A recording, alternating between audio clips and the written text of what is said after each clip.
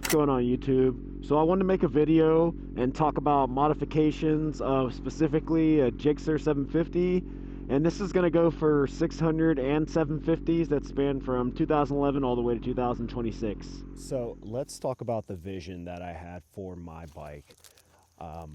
Always wanted a 750. I knew the type of power they had from riding them before. Now these bikes came beautiful off the bat. This is the 2025, as I said before, so it came in this beautiful red, flat, dark blue. As you can see here, that's not black. And then that beautiful pearl white on the rest of the bike. Now it already looked good in my mind, right? But I wanted to add a little pizzazz to it. So I lowered my motorcycle, and I did not do it because I'm not able to touch the ground. I'm about 5'11". I have no issues when this bike was at stock height touching the ground. I like the way they looked lowered, so that's why I did it. I'm sure a lot of people are in the same boat. I just like the way it looks. And to show you that it is actually lowered, there's my fork tubes right there. It shows you it's about 1.5 inches down. You can actually kind of see where I marked it there, just to let me know that 1.5 line. But yep, dropped that on my own at the house. I really appreciate everyone stopping by and watching the video, and if you could please hit that like and subscribe button. I like to post weekly and I love interaction, so go down in that comment section and let me know what you guys think. People often ask me when I lowered my motorcycle, did it affect how it rode? And personally, I do not feel any difference on how it rode. As far as my leaning goes and with my riding style, I had no issues there. So as you can see by the tires, I do still lean the bike. So obviously after getting rid of that big ass ugly fender, the next step was to get an exhaust on the motorcycle. I knew that was gonna happen. So what I did, I went ahead and chopped the cat. The bike's kind of low, but let's see if I can get a shot of it. So there we go. I went ahead and chopped the cat off. I needed this thing to breathe. I needed it to make a little bit of noise. It actually makes a lot of noise, but I needed it to make some noise. So I chopped the cat off, and I purchased this exhaust from eBay. That is correct. I purchased it from eBay, and if you take a look in my videos, I actually have a full review of this exhaust. I've had no issues with it. I like it. It sounds great. Everyone that sees it compliments it, so I'm okay. I took it for what it is, as I said in the video. Sounds amazing. I can do a sound clip for you here real quick.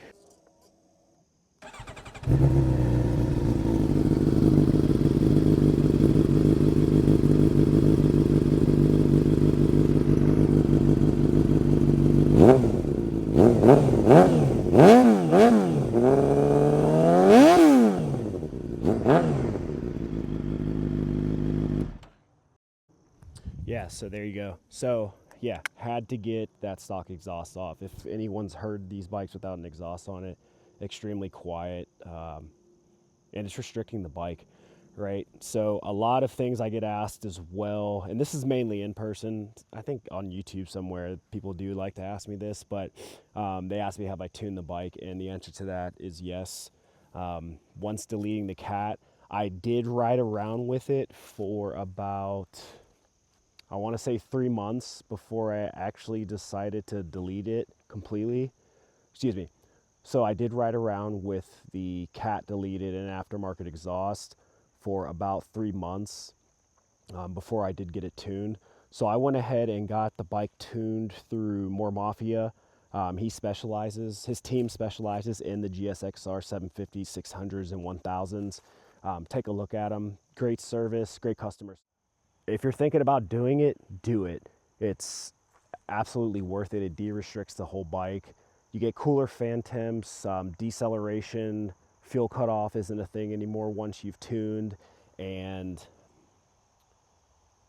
yeah, the fuel air ratio with the exhaust, the bike all around just runs a lot smoother in my mind. So I do have the stock air filter in there. I did not do headers. All I did was cat delete. So I installed mid-pipe, aftermarket exhaust, and the bike runs really, really well. So performance-wise, that's all that has been done to it. Now, I did install these, there we go. I did install these tank pads. I have a video of that as well. A lot of people have the black ones that kind of sit like right here, right? Excuse me, the black ones that sit like right here. I wanted to do something a little bit different. I had those ones, got rid of them. Another thing I did, so I can't, let me see if I can get a shot of it. You could probably see it better on this side. So when we were talking ride height, so I did do a lowering kit, which requires you to remove this bracket and swap one out so that you can choose your desired height. And so that's where I achieved my 1.5 inch drop on the bike.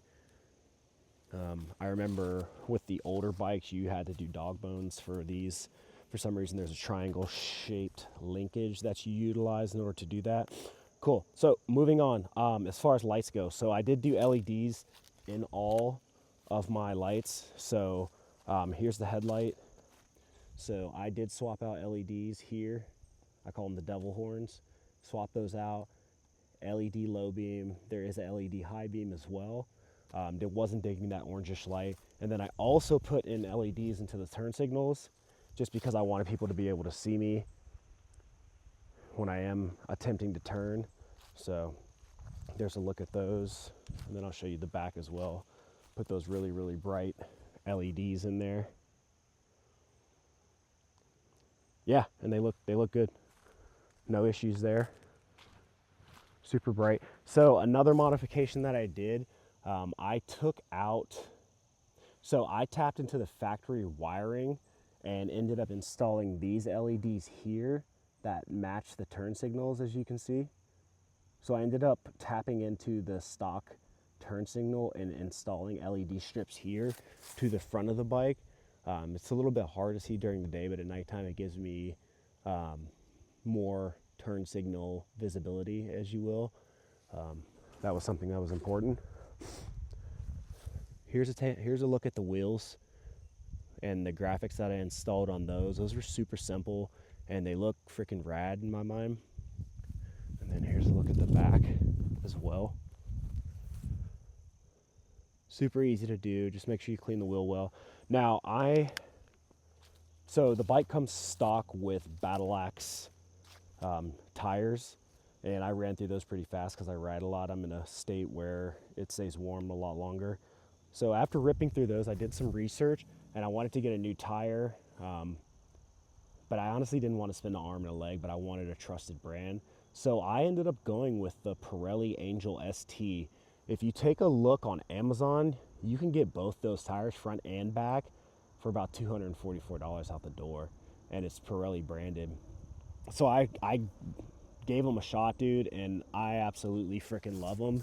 I feel like they look really good. And there's your Pirelli, just so everyone knows I'm not capping. I installed these myself. If you go on YouTube, go on here, you'll be able to find videos of people swapping out their tires and installing them with the zip tie method. It works and I've had no issues. And if you take a look at my videos, I have got these tires up to quote unquote highway speeds without any issues, and they just look really good.